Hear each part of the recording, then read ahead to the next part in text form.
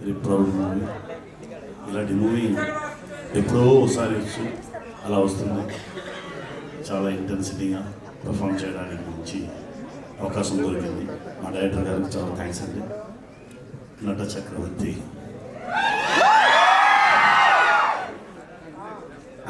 నా బిడ్డ సార్కి చాలా థ్యాంక్స్. ఇంకో బిడ్డ కుమారి, థ్యాంక్ యూ వెరీ మచ్. మీకు యాక్ట్ చేయడం. భీమల నాయక్